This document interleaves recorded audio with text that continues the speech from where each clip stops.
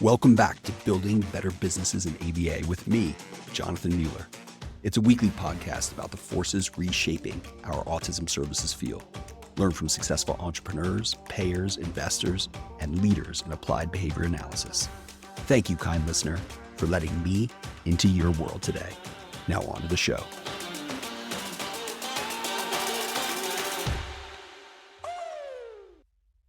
My guest today is Vijay Ravindran. Vijay is the founder and CEO of Floreo, building virtual reality learning tools for people with autism. A former Amazon veteran, he's also been the chief digital officer of a major media company, chief executive of a news startup, and founding CTO of a political technology company active in the 2008 presidential campaign. And both of us are alumni of the University of Virginia. Wahoo wah, Vijay. Welcome to the pod, dude. Thanks for having me. So Vijay, I want you to tell me about your son and how he inspired you to start Floreo. Yeah, like a lot of parents, I am the father of a child on the autism spectrum. And that means that I've been able to see firsthand the challenges that both he has overcome, but the family as well has had to support and get through to be the kind of family we want and to help him reach the type of goals that he has. And so he's just a super inspiring kid. And I think that constant curiosity of where to look for small improvements, climbing that rung of skills, rung by rung in that ladder that I think autism parents constantly go through, ended up being a foundation for who I am today. And just to be clear, you're not only a father, but you've been through the therapy process. I mean, your son's received a lot of therapy, so you've gotten to see firsthand, I'm guessing, what works well and what doesn't work as well. Is that right? Yeah. As the adage goes that every child is unique on the spectrum, definitely there's a keyhole of what's out there and what's easy and what's hard and the types of challenges families face that I've had a front row seat to. I've been in the waiting rooms in between sessions, chatting with the other parents. I've been going through the struggles of being on waiting lists to get certain services done. I've had to complain about my insurance not covering certain things. So yeah, all of that has helped inform a lot of the things I do today. So you've had this front row seat and going through all that therapy. Tell me about what was the moment that you were inspired that you said, there has to be this company Floreo that needs to be started for individuals with autism. Yeah, well, so I was at my prior job, which was at the Washington Post company. It was after we had sold the Washington Post. And so I was starting to wind down my responsibilities and really was curious about virtual reality. I had brought in a Oculus developer kit, which was the precursor to the consumer version of the VR headset that is now called the Meta Quest. I also had bought a Samsung Gear VR, and I was trying out these virtual reality applications in sort of the garage state that they were at the time. So it was still very early, back in 2015. And my son wanted to try it out. He spent time in VR, and he engaged with it in a way that was eye-opening, and that engagement where he was starting to explore and also play out in the real world things that he had seen in VR ended up being the spark plug of, hey, this could be a medium for new therapy. And that really led to about 6 to 9 months of exploration where I was trying out every application out there. I brought in a developmental pediatrician and a therapist that I was friends with to start riffing on ideas. I started working with a talented engineer who was able to take some of the napkin ideas I had and start prototyping with. Then we were off to the races. Tell me more about this notion that he engaged with it in a way that's eye-opening. Like, is that due to sort of the immersive nature of VR, or is it due to him being able to interact with his environment in his own way? What was it? I don't know because it was so anecdotal at the time. What we do know since then, because we've done more formal research, is that children who put on a headset, they put on a headset at a much higher rate. I think there was a lot of fear of sensory sensitivities and that there would be a resistance to putting the headset on. What I've generally learned from now seeing thousands of kids put on a headset with Floreo is that Kids like screens. Once they get over the initial kind of unknown of what is this thing that's going over my head, when they see the animations, they see what's inside, and they want to be part of it. They engage with it at high rate. But I think the other things that we've seen play out is that it's a simplified environment in an animated world. And so they're able to lock in and focus. They're able to engage with the content, and we're able to design then virtual experiences that are focused around the skill building that we think is important for the purpose of those lessons. And the kids are able to consume it in a way that seems to be less distracting, less overhead than the real world, so they can work on developing that skill. And then thankfully, to date, the research we've been able to do has then been able to validate that as they take off that headset and interact in the real world, they're able to generalize those skills they've obtained. That's powerful. And I'd love for you to give an example of one of those skills. I know I've gotten to see a demo. I was really Yeah. fortunate too, and it is super cool. But where my eyes opened up was like, whoa, imagine being able to teach a skill that could otherwise be super dangerous to teach in the real world. Like, I don't know, Yeah. crossing the street or something like that. Yeah. But you can teach that through Floreo. Is that right? Tell me more about some of these skills. That's right. Floreo is able to teach skills that are hard to teach for a number of reasons. It might be hard to teach because the child is not engaging with the lesson or the skill you're trying to teach. So in the context of, for instance, our joint attention lessons, really, fundamental eye contact development and nonverbal gesturing coaching, we can use cute animals to draw the child into engaging rather than doing it in the real world. We can create funny animations and sounds that engage the child to stay with it. As you referenced, some of the skills that we teach are either hard to replicate or have consequences if you get it wrong that you just don't want to deal with. And so crossing the street, we're able to not only go through the basics of the walk sign and the pedestrian cross button and looking both ways and validating that the cars have come to a stop. We have lessons that have jaywalkers. We have lessons where the cars run the red light and you have to use your eyes to visually verify that it's still safe. We have stop signs. So basically there's all these edge cases that you need to teach because in the real world, they're all there. And if they get it wrong again, it's highly consequential. Similarly, when we started demoing in exhibitions, some of our early lessons, we had a number of families, especially minority families, say, I've spent all this time on therapy. My child is walking to the corner store by themselves or walking to school. And I'm really fearful that if they have a law enforcement interaction, they won't know the right thing to do and it could turn really dangerous. And, basically this happened coinciding summer 2016 with a therapist in Florida who was trying to help an adult come back to their group home. Someone called the police. Police ended up shooting the therapist. Therapist thankfully survived. And that was in 2016. It's only become more and more true each year that there's incidents like this because a neurodiverse child or teenager or young adult is not going to necessarily act in ways that are predictable to the police. And so we started working with Children's Hospital of Philadelphia and developing lessons on law enforcement encounters that have gone through significant amounts of research now. And we've been able to show that we can create these very difficult to teach scenarios and the neurodiverse learner can absorb those skills at a much higher rate than the current methods that are out there. Dude, I have the chills right now. I literally just got goosebumps as you were describing that because you're right. Our world has only progressed for many different reasons, but to being dangerous for a neurodiverse learner.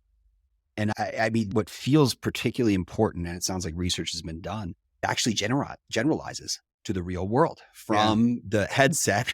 They will carry those skills with them. Is that right? Yeah, I think a lot of research sometimes uses tests that approximate where skills are. And those are important because those tests are validated. The law enforcement interaction had a very novel design by the researchers at Children's Philadelphia. We actually recruited the Philadelphia Police Department to interview the participants of the study and videotape that to see how well they handle the interaction of talking to a police officer. And so the control group received equal number of minutes in the most commonly used video modeling therapy that's on the market. The treatment group received Floreo. A Philadelphia officer interviewed the participants of the randomly controlled trial. The researchers at Children's Philadelphia then scored each set. and Floreo showed twice the effect in skill acquisition minute for minute. And so the power of VR in these types of skills, especially ones where, there might be anxiety and intimidation and, in the moment pressure being felt, you can start to build that practice and exposure in virtual reality in a way that you just can't otherwise. And, it's unrealistic to be able to find an officer to train every child on an interaction, just like it's unrealistic to, park an airplane at the airport and have every kid go through boarding an airplane and practicing before a family has to go to the airport. And so there's all these situations in the world where VR can create these immersive simulations that allow us to practice the real world, and using the clinical knowledge that we know from traditional therapy, that we can design it in a way that leads to generalized skill building, that we can also take into account using current game design techniques, how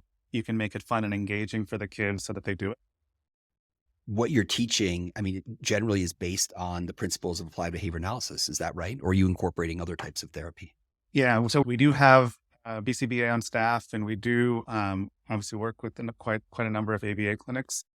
We also have a senior speech therapist. We also look at the current research that's out there and incorporate those techniques. So we try to model all of our lessons over on certain current real world techniques. Sometimes they end up being very similar to ABA. Sometimes they might look like cognitive behavioral therapy outside of the ABA construct.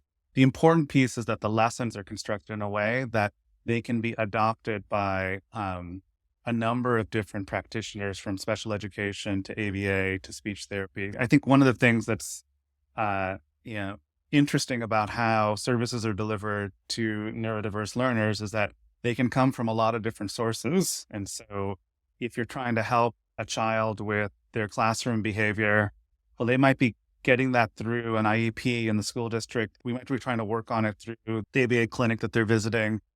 They might be also seeing a psychologist and having, different types of talk therapy go through it. And so we try to build lessons in ways that they can be a tool and be utilized and incorporated into these different methods that are out there.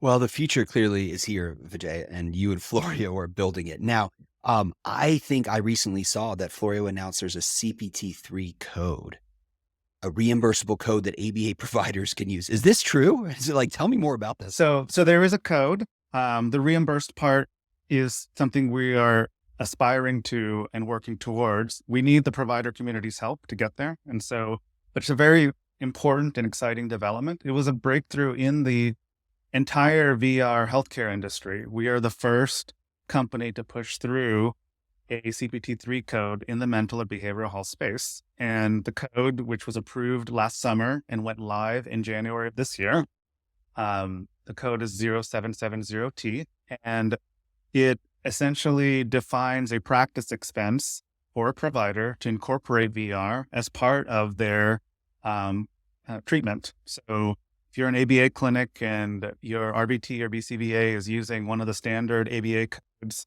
and decides to incorporate VR to augment the effectiveness of that session, there's a code now that you can add. Now, CPT-3 codes are temporary or tracking codes, and it's part of a multi-step process that we are trying to pioneer to open up reimbursement for utilizing these types of technologies. And Floreo is on the front lines of this. There's other companies trying to push on other aspects of the healthcare system, such as HCPCS codes and such. In our case, we're focused on CPT because Floreo is meant to be utilized by professionals like ABA clinics. And so the goal right now with current customers is to start educating and coaching them on utilizing the code. They have to talk to their payers on what the payer is comfortable with. For now, it might be as simple as adding the code and not asking for any reimbursement dollars. The tracking itself is vital to where we're trying to go. As we're able to feed data to the payers that VR is being meaningfully incorporated by quality ABA clinics, we are setting the stage so that we can eventually provide the evidence needed to create the reimbursed pathway.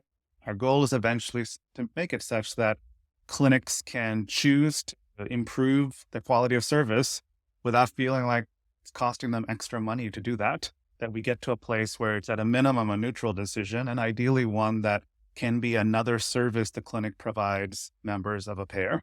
And so there are several things we're doing in parallel to that. So in addition to the code and coaching customers to add the code, we want to be able to work with the larger providers to start talking to payers about, you should be incenting this. You should be incenting it in situations where telehealth is being used, for instance, because our system works over telehealth and can create a much higher quality training experience for the individual than just simply using video conferencing.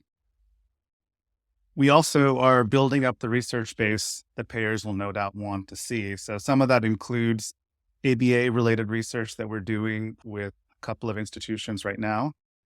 We are also working with research-focused institutions like Cortica, where we have an eye towards the FDA path for the system. So our goal is to eventually also be an FDA-approved medical device so that we can create all of the justification in the world that ABA clinics need to show payers that we are incorporating best-in-class technology to improve the outcomes of our clients. Well, this combination of digital and services is the future of healthcare, and certainly the future of mental and behavioral health. I have conviction around that. But if I'm a listener, Vijay, and I want to go try this now, where should people go? Where would you direct them?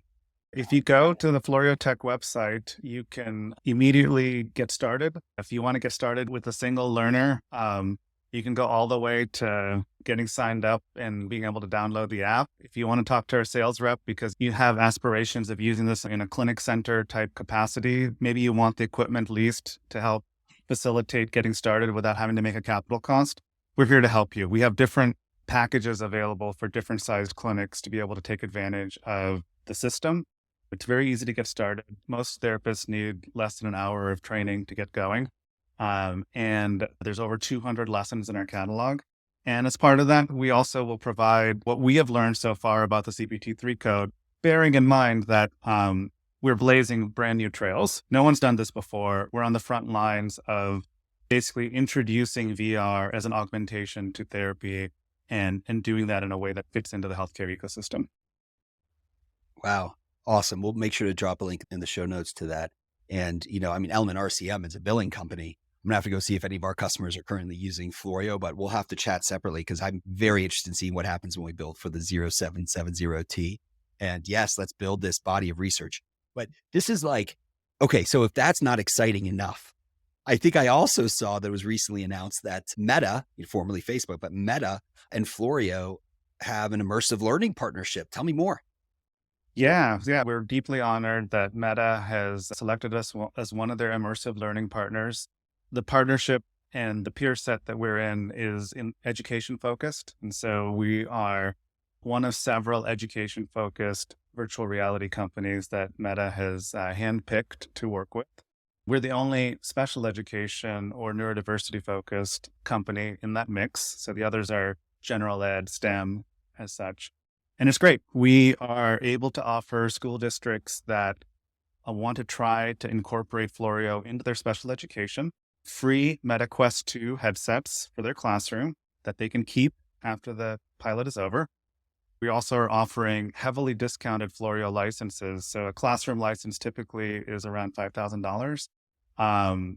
But for a low cost of a $250 setup fee, you can get access to Floreo through the 2023-24 school year and free Meta Quest 2 headset to get going. And so we're really excited about this program. It's a way to really jumpstart. We've been primarily ABA clinic focused in who we talk to during the pandemic and since then. And this is an opportunity because we know the product can be just as valuable in a special ed context. Wow. You all just have like a whole bunch of interesting irons in the fire. And I'm super impressed. So what does wild success look like for you, Vijay and Floreo? Yeah, I started the company with the goal in mind, which is to reach millions of kids and raise the ceiling of what's possible for a neurodiverse child. Floreo in Latin means blossom. And the goal is to help every child reach their full potential. And so, for us, wild success is we want every ABA clinic, every special education program, every speech therapist to be looking at the incorporation of VR to raise the ceiling on what's possible for a child. And we think there's lots of reasons why that should happen. We're building the evidence base right now, and we have a lot of evidence showing efficacy, and we're building more. Beyond that, it's enjoyable for the children, which I think is a really big consideration. It augments telehealth. Basically 10x is what you can do with telehealth because the VR scenes can be so powerful in conveying the skill in a way that Zoom just can't replicate with the population we care about. And it generates lots of valuable data. And data is really important in understanding whether someone's improving. And obviously in the context of ABA, data is the lifeblood. Wow. So what would wild success look like for ABA providers using Floreo? There are several things to think about. I think one, the simple areas that are leading to traction today are we allow skills that they're not able to teach to their clients to be taught, which we know leads to life success and can lessen the strain on families. We allow telehealth to be taken to a new level, and that's an emerging area of opportunity, especially as we see some of the challenges that the AV industry has in scaling today. But the other ancillary benefits that we haven't really studied yet, but you hear anecdotally from customers that are really interesting is RBTs enjoy using it. It creates structure for them where sometimes the challenges that are put at their feet are very unstructured and difficult. It also creates standardization so that knowing what RBT turnover can be like at an ABA clinic, this is an opportunity to standardize elements of teaching so that they can be delivered in a predictable manner across a workforce that might be changing over from time to time. At a starting point, reduced RBT turnover, happier families, improving and gaining new skills, and being able to incorporate telehealth to create more workforce efficiency and family flexibility. Because again, I've been there, the commute time to the clinic, the waiting time in the waiting room, that's not as productive if I was at home. All of those things add up for families. And so there's a lot of opportunity there. Beyond that, where we're headed is the CPT-3 code, building payer awareness and eventually reimbursement around the use of VR. That's where we're going. But we need the industry's help to get there. Well, I want to boomerang back to, you mentioned that you're going to be exploring, or perhaps you started an FDA approval process for the device itself. I got to be honest, Vijay, the FDA approval has always felt like this freaking black box to me. Things go into it and then they come out some number of years later and they're approved. Can you demystify the FDA approval process for me and why this is important to Floreo's strategy and ultimately to the kiddos you're serving?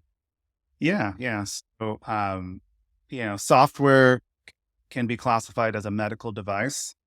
Floreo today, in its current state, is a tool for professionals to use to improve the service they already deliver. And so we do not treat autism, make no claims about improving the skills by itself because we're not an FDA approved medical device. That's the line is that, you need FDA approval to say from a marketing standpoint that you treat or cure a medically diagnosed condition. And so for us, FDA approval, we believe, is key to bringing payers to understand the value of a technology like this being incorporated into a provider's toolbox to create the reimbursement pathways that are needed to encourage, especially when you think of like some of the challenges that providers have around telehealth reimbursement and getting the payer to value that. We think it's really important to give the credentialing and badging that a provider needs to show the payer that they are using top-notch tools to deliver high-quality service to lead to good outcomes. That's the main, element of why. So it's a multi-step process. Essentially, we have had enough dialogue now that we know what type of research measures are important to the FDA, the types of claims that we want to make. And now we're conducting research that are based off of that knowledge to get to the data that we need to provide them. But our goal is to be the first FDA-approved treatment to improve social skills in autism. And we think if we can do that, we can give an invaluable capability to providers. What's the time frame on that? It's at least a year. and probably something in 2024 to stay tuned on. But there are intermediate progress points where, as we complete research milestones, we'll have the opportunity to present that research. So I think it's not a binary thing. I mean, the approval is, but the things you do along the way each have value in its own right, and some of those can um, both help with building confidence amongst providers and with payers. Right on. Well, I want to pivot a little bit here and talk some more about your background and what got you into ultimately into Floreo. It's cool to mention you at the Washington Post. We both went to the University of Virginia. I grew up for some of my childhood in the Washington D.C. area.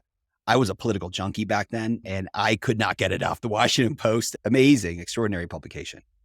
But you led engineering teams at Amazon for like 7+ years, in addition to all of your other background. Like, what did you learn from that experience and how it applies to running great technology and service organizations? Yeah, yeah. I spent my formative years professionally at Amazon from 98 to '05. And it was a, crazy roller coaster, exciting time for Amazon. We were darlings, then we were headed to the dust heap, then we were, brick by brick building a great business again.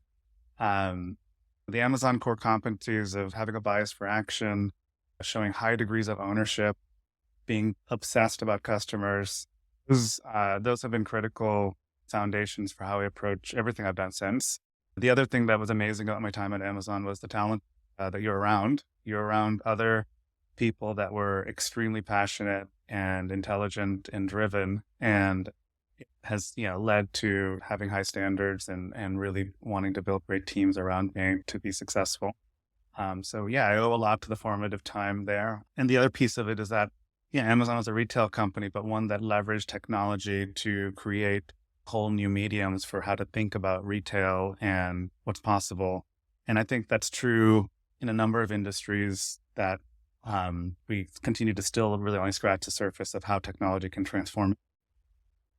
Well, I in particular have appreciated about Amazon. Going back to actually, I wrote a case study when I was at AT Kearney, a management consulting firm in like 2000, maybe 2001, about Amazon versus eBay. And that was Mhm. probably in like close to the dust heap times, potential dust heap times before you all just Yeah. rocket ship. But this idea of being obsessed about your customers just feels so important, right? Like at the end of the day, any organization, and particularly service organizations, like strip it all away and just figure out what does your customer need, right? Doesn't it seem like that's from a first principles thinking, the right kind of question to always ask to orient true north? Yeah. It is, although, things can be perverted in systems like healthcare, where is that customer your payer or is it the family receiving the service?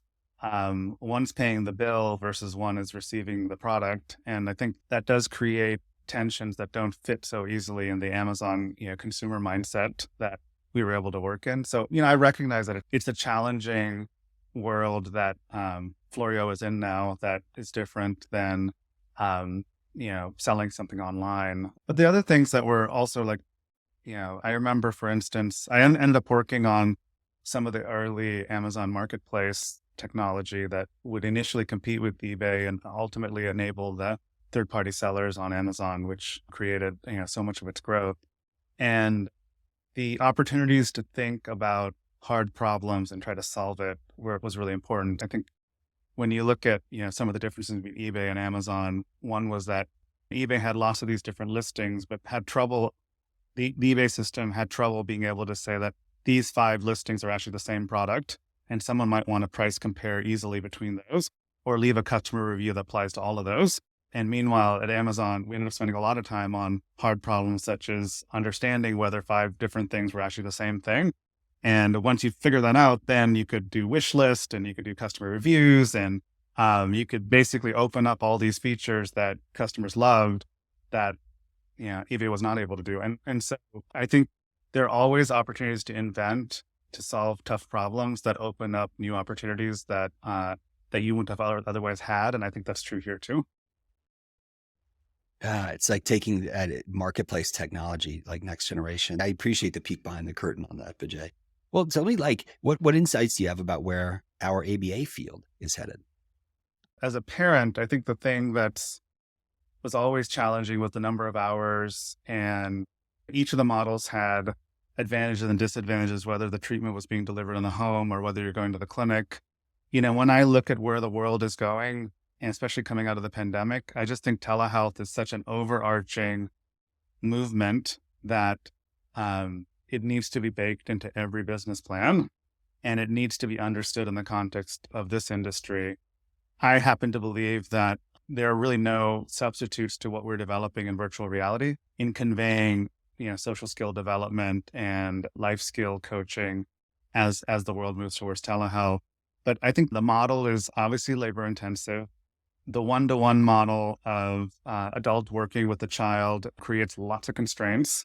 And so I think, those are kind of first order challenges that are out there for inventors. The other piece is trying to understand and measure progress in ways that allows families to make trade-offs on the opportunity cost of one therapy versus the other, or one therapy versus more playtime or more opportunities to do other activities that widen their skill set. So, I think those were some of the things that I observed as a parent. I appreciate your insights on that. Not just comparing therapy to therapy, but there's a huge opportunity cost on a kiddo's and a family's time, right? Given the intensity. So that feels like, as you said, first order challenges to solve. Well, what's one thing every ABA business owner should start doing and one thing to stop doing? Well, I don't appreciate all the challenges because we're not a service business. We're licensing software and not in the meat of it. I mean, I think the thing they should always be doing is to have high standards on who they hire and try to hire great ethical people, because as a parent, you can feel extremely vulnerable in working with an ABA provider and the time they're spending with the child. And, it's everything. And so it's really important to keep standards high in who our RBTs and BCBAs are and continue to insist best that we can provide. As far as what to start doing, I think we talked about telehealth. I think that's a really important area. I would also think about what type of tools are used in the clinic that can convey into the family's homes to allow the family to supplement and create ways to connect with their child to see that improvement firsthand. The other thing that I observed as a parent is that it's a black box that, especially, ABA focuses on small improvements over time that lead to big improvements. And as a parent, it often felt like, am I seeing any improvement? I can't quite tell. And ways to help communicate that or have them be able to witness some of those improvements firsthand, I think could go a long way to the type of commitment needed. A lot of families reach out to me now because of what I do in my day job as their child gets a diagnosis. And the reality is that many families have trouble, I think, rationalizing the level of commitment needed, given all their other priorities in the family and needing to work and such. And I think the more we can do to allow families to see how you are raising the ceiling for the child and what those progress points are and how to show that, the more commitment we can get so that that child can make it. I think you were spot on. This idea that families have trouble rationalizing that level of commitment. This is the elephant in the room that I think our field doesn't want to talk about, but that's so true. And I mean, you have firsthand experience as a parent and what those trade-offs might involve. So thank you for sharing that and for your vulnerability, Vijay. And tell me, where can people find you online? LinkedIn is where I do most of my social posting. I welcome anyone to connect there, and I answer every message I get if it's not a sales pitch. And then my email is vijay@floreotech.com. You can also reach me through the Floreo website. We also have a newsletter that we send out once a week that both captures some of the things that we're seeing in the industry, but also shines a light on some of the really interesting innovation we're up to. So we just showcased, for instance, new adult job skills training lessons that we released as part of a partnership with the Tennessee Department of IDD. So we are creating lessons around teamwork and time management and how to use the public transportation system, with the goal of they're looking to incorporate that into some of the work programs that are in the state. And we think that could be a model for other states too.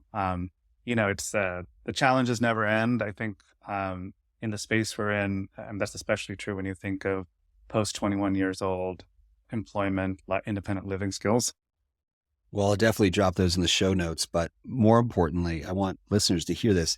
Be hungry and voracious for knowledge. Sign up for that newsletter. I know I'm not on your newsletter, I don't think.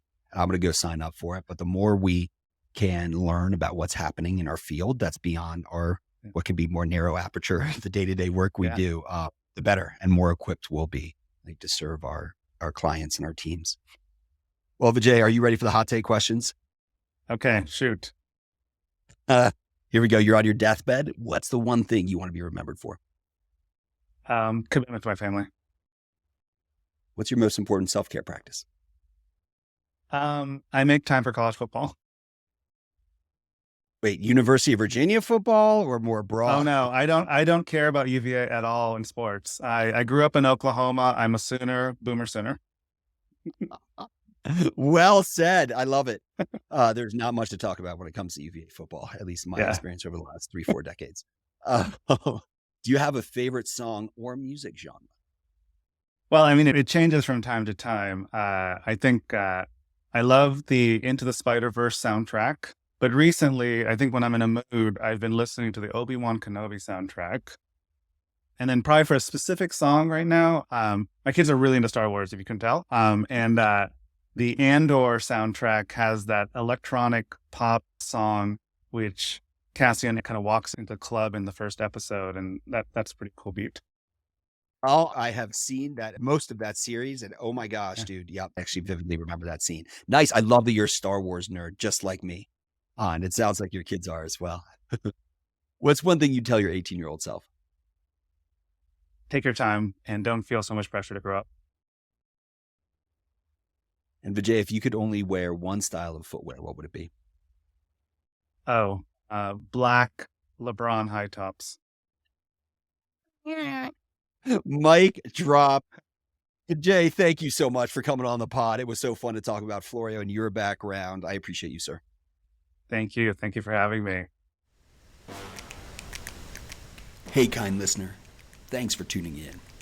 If you like this episode, can you do me a favor? Give me a rating on your favorite podcast channel. It helps more values-aligned people like you find the pod. Till next time, peace.